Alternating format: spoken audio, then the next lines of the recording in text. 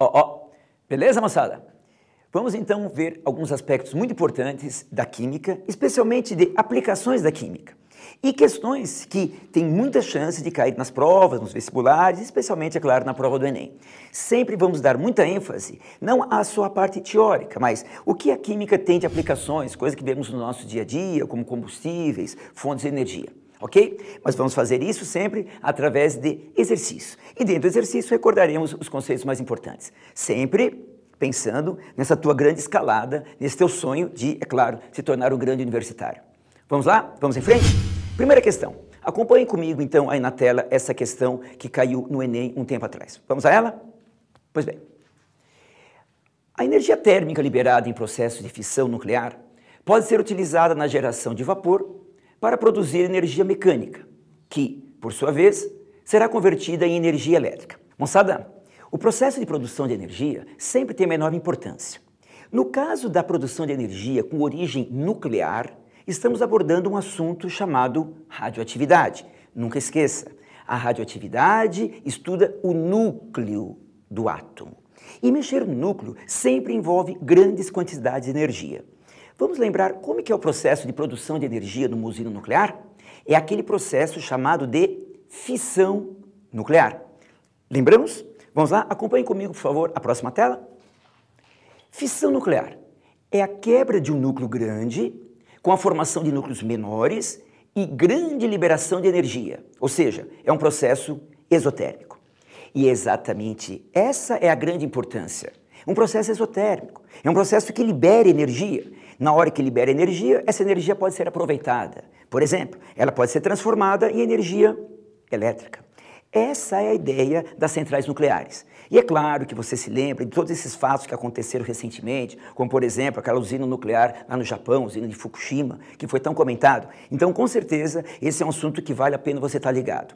Vamos continuar lendo esse texto agora que já localizamos o assunto? Acompanha comigo? Continuamos? Repare que aí foi dado um esquema básico de uma usina de energia nuclear. E como que ela se comporta? Veja, ali onde está assinalado as pilhas nucleares, são onde estão aquelas pastilhas com urânio enriquecido. É ali que vai acontecer o processo de fissão nuclear que acabamos de recordar. Esse processo vai liberar energia e essas pastilhas estão imersas em água. Essa energia fará com que a água seja muito aquecida. Ela vai se transformar em vapor de água. Esse vapor sai desse reator nuclear e vai até uma turbina. Vai girar as pás da turbina, que por sua vez está acoplada a um gerador, que transformará essa energia de movimento, essa energia cinética, em energia elétrica. Veja só, e qual é a vantagem de transformar em energia elétrica? A energia elétrica é muito fácil de ser transportada, é muito fácil de ser transformada em outras formas de energia. Mas é claro, aquele vapor que passou pela turbina não vai ser desperdiçado. Como fazer para reaproveitar esse vapor? Ele entra num condensador. Claro, se ele é vapor, se ele for sofrer uma condensação, ele vai voltar a ser água líquida. Então veja o condensador, claro, para condensar eu tenho que resfriar esse vapor. Por isso que é muito comum que as usinas nucleares estejam localizadas próximas de fontes de água, por exemplo, de um rio, para pegar essa água fria, condensar o vapor. Depois que o vapor sofre a condensação, ele volta através de uma bomba para o reator. Você vê que interessante? A fissão libera energia. Essa energia nuclear, uma energia muito grande, é transformada em energia elétrica. Esse é o princípio de funcionamento das usinas nucleares. Vamos continuar vendo o nosso exercício então? Vamos a ele? Comigo. O item 1 diz assim: a energia liberada na reação é usada para ferver a água que, como vapor a alta pressão, aciona a turbina. Pessoal, foi exatamente isso que acabamos de ver no funcionamento da usina nuclear. Ou seja, essa é uma afirmação, um item perfeitamente certo. Concorda? Vamos ver o próximo item? 2. A turbina, que adquire uma energia cinética de rotação, é acoplada mecanicamente ao gerador para a produção da energia elétrica. Sim, é essa a transformação. Aquela energia térmica, aquele calor liberado na fissão, virou vapor, que por sua vez se foi transformado em energia elétrica. Como ali no gerador, no complexo entre a turbina e o gerador. Claro, é exatamente isso que acontece. Outro item certo. Item 3. A água, depois de passar pela turbina, é pré-aquecida no condensador e bombeada de volta ao reator. Espera aí, a água, quando passa pela turbina, está na fase de vapor, é vapor de água. Para ela ser reaproveitada, ela tem que voltar para o estado líquido, ela sofre uma condensação. Então ela não é pré-aquecida, ao contrário, ela é resfriada por uma água, por exemplo, que veio de um rio para resfriar o vapor, para transformá-la novamente em água líquida e assim ser reaproveitada. Portanto, evidentemente, esse item está errado. Conclusão, acompanhe comigo.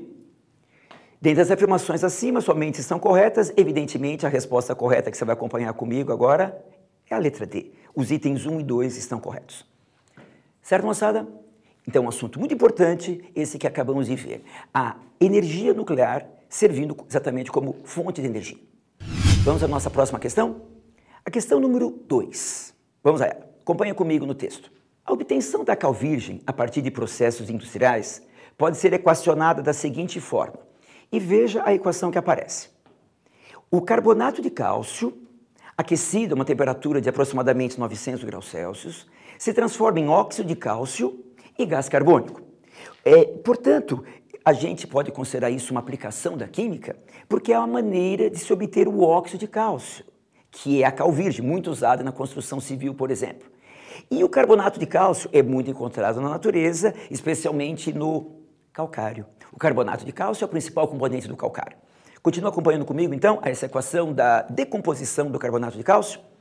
Ele dá uma informação, que o ΔH desta reação é menos 42,5 calorias. Observe o sinal negativo, um ΔH negativo. E agora, a respeito dessa decomposição, com esse valor de ΔH e com essas informações da decomposição do carbonato de cálcio, visando a obtenção da cal virgem, ele faz algumas afirmações. Vamos a ela? Considerando a pressão constante de uma atmosfera, assinale o que for correto sobre esse processo. Vejamos então a primeira afirmação, 01. O carbonato de cálcio é um sal inorgânico que sofre decomposição sob temperaturas elevadas. Bom, que o carbonato de cálcio é um sal inorgânico, nós sabemos, sal, né, um composto iônico. E a própria informação que consta na equação diz que essa decomposição só vai acontecer na temperatura de aproximadamente 900 graus Celsius, que com certeza é uma temperatura elevada, precisa fornecer calor. É aquela decomposição que acontece pelo calor. É aquela decomposição que a gente chama de uma pirólise, quebrar pelo calor. Pirólise, né? Piros, fogo, né? Piro, olímpica, calor, fogo. Então, quebrar pelo calor, pirólise. Evidentemente, essa afirmação 01, claro, é um item certo, está correta essa afirmação 01. Passemos à próxima. 02. Ambos os produtos obtidos são classificados como óxidos básicos. Opa, é um bom momento para lembrarmos um pouquinho desses compostos inorgânicos. Quais foram os dois produtos que aparecem nessa equação? Ele colocou, é o óxido de cálcio e o gás carbônico. Acompanhem comigo então, vamos lembrar desses dois. O óxido de cálcio, o CaO, o óxido de cálcio, CaO, evidentemente é um óxido básico. Veja, cálcio é metal, né? Metaleiro, e metaleiro é coisa básica. Metaleiro é metal da família 2A, dos alcalinos terrosos. Agora, o CO2, o gás carbônico, é um dos exemplos mais importantes de um óxido ácido. Ele tem caráter ácido, ele tem pH menor que 7. E a afirmação falou que os dois são óxidos básicos. Evidentemente, essa é uma afirmação falsa. Isso está errado. O óxido de cálcio, sim, é básico, mas o gás carbônico, não. É um óxido ácido. Beleza? Vamos ver a próxima afirmação? Leia comigo, então. 04. A entalpia final do sistema é maior do que a inicial, o que é indicado por meio do valor negativo de ΔH. Acompanhe a continuação da tela, moçada. Se o ΔH é negativo, o que isso significa? ΔH é sempre a entalpia dos produtos menos reagentes. Se ele é negativo, significa que a entalpia dos produtos é menor que a entalpia dos reagentes.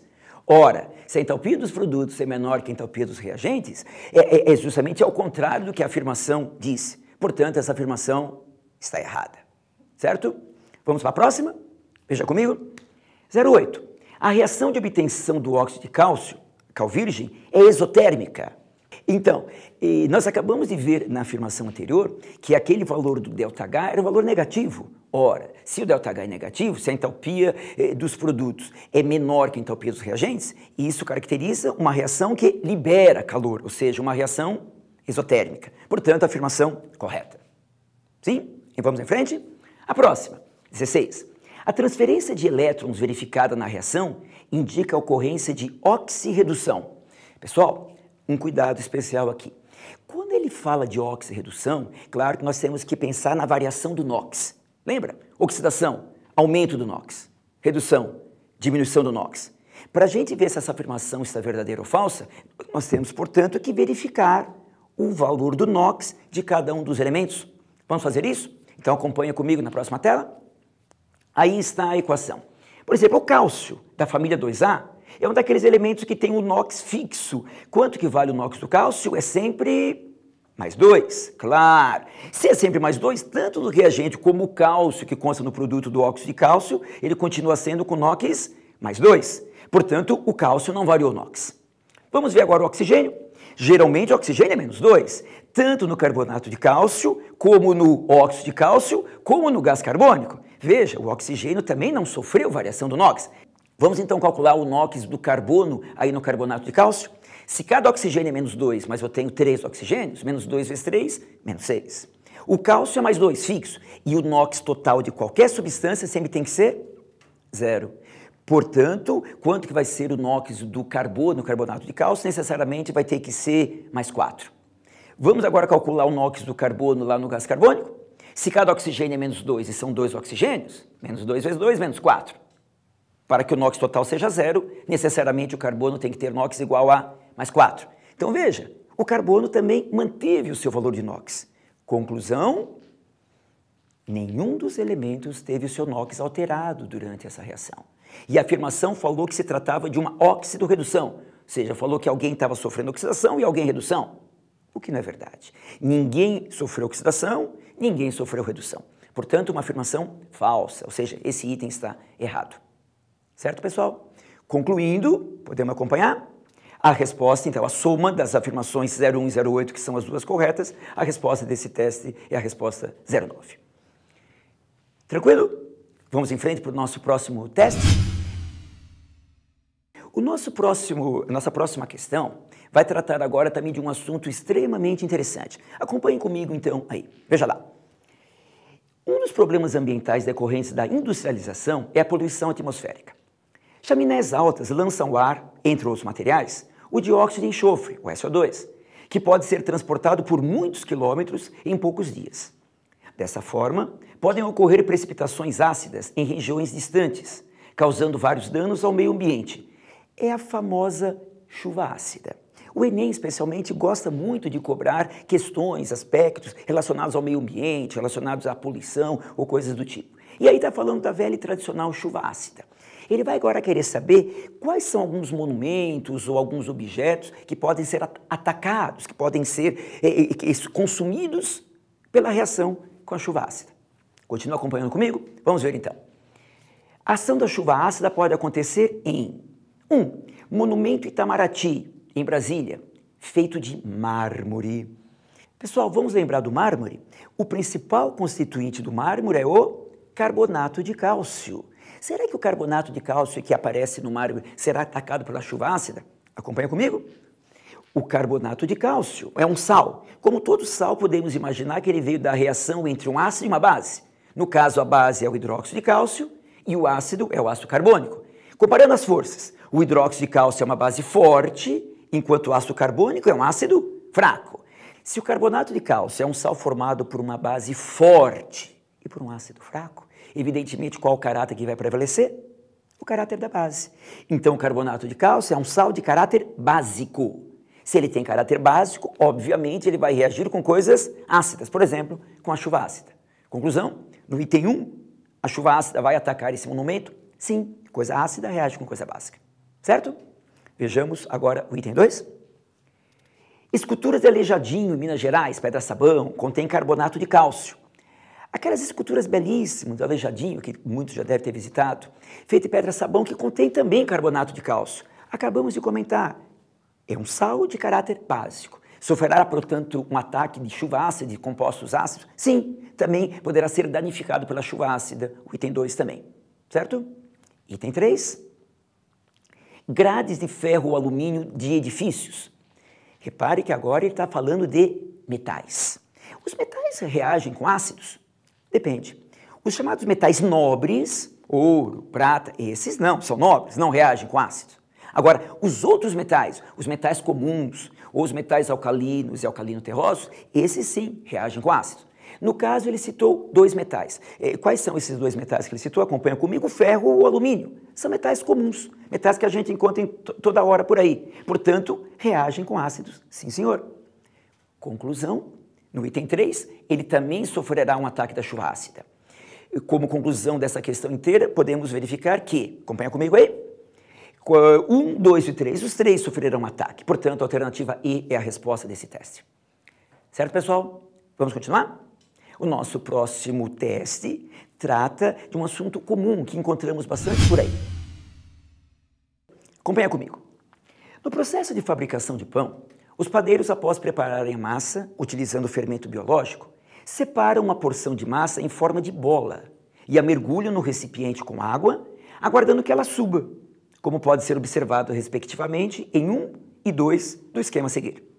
Quando isso acontece, a massa está pronta para ir ao forno.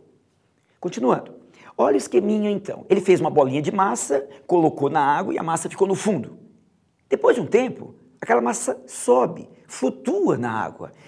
Pessoal, coisa curiosa, né? Será que tem algum esoterismo, alguma magia, alguma mágica qualquer aí? Claro que não. O que será que aconteceu com aquela massa que fez com que no início ela estivesse no fundo, depois ela subisse, depois ela ficasse boiando na água? O teste continua. Continue lendo comigo. Um professor de química explicaria esse procedimento da seguinte maneira. A bola de massa torna-se menos densa que o líquido e sobe. A alteração da densidade deve-se à fermentação, processo que pode ser resumido pela equação. E agora, essa é uma equação tradicional da fermentação. A glicose, a famosa C6H12O6, através da fermentação se transforma em álcool comum, é o álcool etílico, né, o etanol, C2H5OH, ainda libera gás carbônico, CO2, e ainda libera energia. Veja, fermentação, reação das mais antigas conhecidas pelo ser humano, né? E que usamos na fabricação de pão, na obtenção do etanol, como acabamos de ver, de enormes aplicações, combustível, solvente usado nas indústrias. Agora, nessa preparação do pão, o que explica que aquela massinha subiu? O teste diz que o professor de química explicou dessa maneira, pela fermentação. Observe, a fermentação produziu, além de etanol, gás carbônico. Será que isso tem a ver com o comportamento da bolinha que subiu? Continue acompanhando comigo? Vamos lá? Então, vamos considerar as afirmações a seguir. A primeira afirmação diz: 1. A fermentação dos carboidratos da massa de pão ocorre de maneira espontânea e não depende da existência de qualquer organismo vivo. Pessoal, o que é uma fermentação? É uma reação provocada por micro-organismos, por seres vivos. Ou seja, a fermentação é mais, eu diria, do que uma reação química, é uma reação bioquímica, vida, que envolve seres vivos. E essa afirmação diz exatamente o contrário. Com toda certeza, é um item errado. Esse item 1 está errado. A fermentação é uma reação bioquímica. Vejamos o próximo item. O item 2 diz assim: durante a fermentação, ocorre produção de gás carbônico que se vai acumulando em cavidades no interior da massa, o que faz a bola subir. Sim, nós vimos pela equação que ocorre a produção de gás carbônico. Vamos lembrar um pouquinho? Um gás é sempre uma substância ou uma mistura que tem uma densidade extremamente baixa. Se a densidade é baixa e formaram-se moléculas de gás carbônico, a densidade vai diminuindo, e conforme a densidade vai diminuindo, aquela bolinha que está no fundo vai subindo. Claro, é exatamente essa a explicação para o fenômeno que a gente acabou de analisar. Portanto, a afirmação correta. Vejamos a próxima. 3. A fermentação transforma a glicose em álcool. Como o álcool tem maior densidade do que a água, a bola de massa sobe? Espera aí, se formasse um produto de maior densidade, Algo que tem maior densidade não vai subir, algo de maior densidade vai descer. Então isso é um absurdo. E além disso, o álcool não tem uma densidade maior que da água, não. A densidade do álcool é menor que da água. Ou seja, totalmente errada essa afirmação, total besteira. Portanto, a afirmação é errada. Conclusão, esse nosso teste, dentre as afirmativas, apenas a 2 está correta. A nossa próxima questão trata de um tema extremamente importante. O Enem especialmente cobra isso ano sim, ano também. Energia e mais especificamente combustíveis. Antes de ver essa questão, vamos lembrar esse conceito? Qual que é a grande importância de um combustível? Sofrer combustão. Por quê? Porque a combustão é sempre uma reação exotérmica. Libera energia. E a partir do momento que libera energia, aquela energia armazenada nas suas moléculas, aquela entalpia do combustível liberada, a gente pega essa energia e usa. Usa de uma maneira prática, de uma maneira fácil. Por isso que combustível é importante. É uma maneira prática, fácil, uma maneira móvel, um automóvel, um caminhão, móvel de se ter energia. E essa nossa próxima questão trata de comparação de 2 combustíveis muito usados no nosso país. Vamos a ela? Leia comigo. Nos últimos anos, o gás natural, GNV, gás natural veicular, vem sendo utilizado pela frota de veículos nacional por ser viável economicamente e menos agressivo do ponto de vista ambiental. O quadro compara algumas características do gás natural e da gasolina em condições ambiente. E repare a tabelinha. Ele fala do gás natural veicular, do GNV, da sua densidade, 0,8 kg por metro cúbico, e o seu poder calorífico, 50.200 kJ por quilo. Vamos parar um pouquinho para interpretar? Densidade, nós sabemos o que é. Agora, poder calorífico é exatamente aquilo que chamamos de entalpia de combustão. A energia liberada na queima do combustível. E repare, inclusive, a unidade, no caso, quilojoules por quilograma. Significa que cada quilograma desse combustível, quando sofre combustão, libera essa quantidade de energia em quilojoules. Continua acompanhando comigo? E ele também fornece essas informações para a gasolina. Densidade, 738 kg por metro cúbico, poder calorífico, 46.900 kJ por quilo. Moçada, pare e repare. Observe bem essa tabelinha. Você concorda que o poder calorífico desses 2 combustíveis são números relativamente próximos? Eu não estou dizendo que são iguais, mas estou dizendo que são números da mesma ordem de grandeza. Ok? Agora, repare as densidades. Muito diferentes. Claro, porque o gás natural é gás. O outro, a gasolina, é líquido. E, evidentemente, a densidade de um líquido é sempre muito maior que a densidade de um gás. Sempre. E veja que é uma diferença grande. Eu diria que é uma diferença da ordem de quase 1000 vezes. Portanto, é uma grande diferença. Continue acompanhando comigo? O teste diz assim: apesar de vantagem no uso de GNV, sua utilização implica algumas adaptações técnicas, pois, em condições ambientes, o volume de combustível necessário em relação ao de gasolina para produzir a mesma energia seria... Cuidado com o que ele está pedindo nesse teste. Ele está falando do volume de gás natural necessário em comparação com o volume de gasolina para produzir a mesma energia. Nós acabamos de ver na tabelinha que queimar, ou seja, fazer a combustão de 1 kg de gasolina ou de 1 kg de gás natural, as energias liberadas nos 2 casos são muito próximas. O poder calorífico dos 2 combustíveis são números relativamente próximos. Agora, as densidades são muito diferentes.